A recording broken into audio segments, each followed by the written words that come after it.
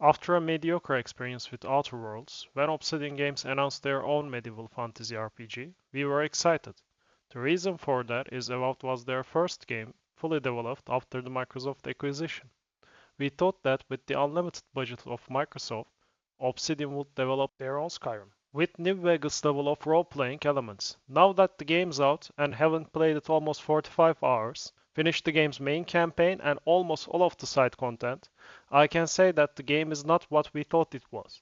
But it is okay, if you come with the right expectation, that is. So, let's start with the most important part of any game, the gameplay.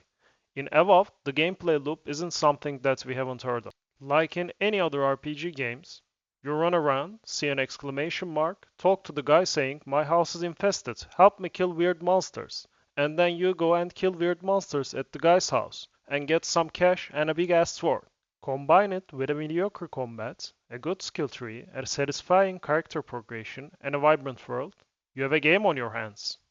In Avowed, almost 50% of your playtime passes fighting. Combat on Avowed feels good for the most part. It is nothing groundbreaking or new. When an enemy hits you, you can dodge, block, or parry, like the most of the RPGs that have come out in recent years.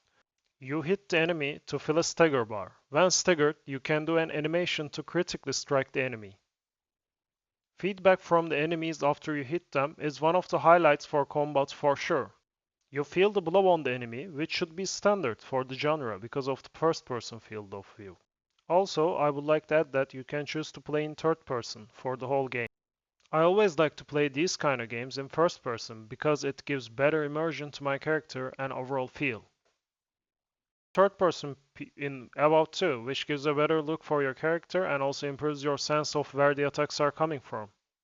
Which is a huge plus because in first person you simply cannot comprehend where those damn projectiles are coming from.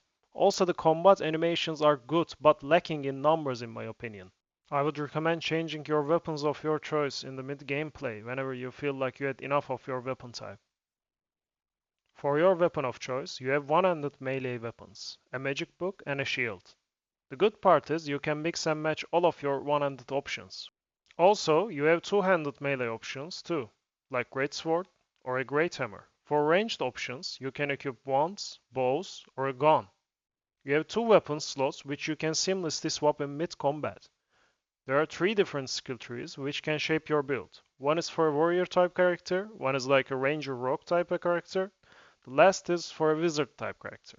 You can level up a little bit of every tree and shape your character however you like it. Also, a big positive is that the game gives you a room to explore throughout the game by giving you lots of loot and making respecking basically free. And by experimenting, you can build your character into a battle mage with a sword, and a grimoire, or a pirate with two pistols. Or, if you are feeling creative, you can equip a big ass sword and cut everyone down, which was my choice for the game. But the point is, for a RPG, I found the number of weapon types and their structured skill trees satisfactory. The way you find your loot is one of the better parts of the game. Yes, you get loot from quests, but also you can find random loot scattered around the world, which encourages the player for exploration.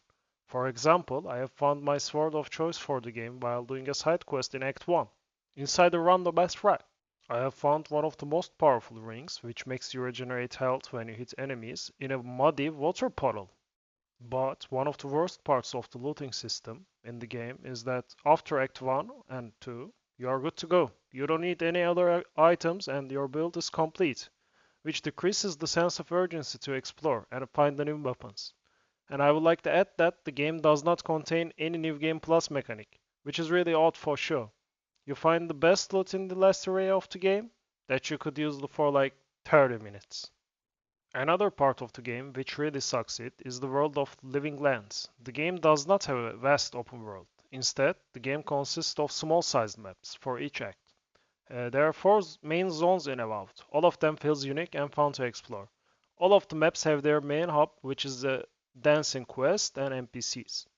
First map after the prologue is Downshore, which is a starting zone for your character. There are beautiful coastal plains and a big port. The second zone, Emerald Stair, has jungles, thick swamps, and mystical flora. Third zone, Shadowscape, is a barren desert. The last zone, Galawain's Task, feels like being on top of a big volcano. Overall, these differentiated themes help to elevate game's expression of its art style, which helps to elevate its mediocre graphics. Speaking of graphics, I was able to play the Avowed with no FPS drop on Ultra with my 4070, so I can say that the PC port optimization is pretty stable. Did you notice throughout this review which topic I have avoided like the plague? Yes, you are right, the story. Avowed places you in the role of a foreign envoy sent by the Either Empire to the Living Lands. Tasked with investigating the Living Lands, you quickly uncover that a corrupting force is infecting people's dreams, minds, and even the environment. This is the Dream Scourge, a phenomenon tied to unstable magic and forgotten secrets buried deep in the land. Sounds cool, right? The mystery, the potential of the magical world of Eva. What could be the disease? Oh, it turns people to zombies. Okay then. The storyline is vague and is not creative like its main plot. The things you make do not make sense and feel like you do things to advance the storyline. Also, in Avowed, there's a companion mechanic too. You can choose bring two of your companions to adventure. Most of the story of the world is told by these characters.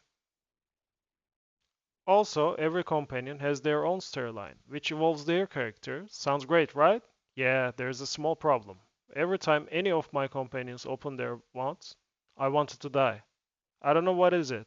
Maybe it's their facial expressions or overall sentimental personal stories or their unliteral character traits. I really hated almost every aspect of them and could not care less about what they wanted to tell me. Though one of the redeeming factors for the story is environmental storytelling and moral questions that the game makes you ask yourself throughout the zones.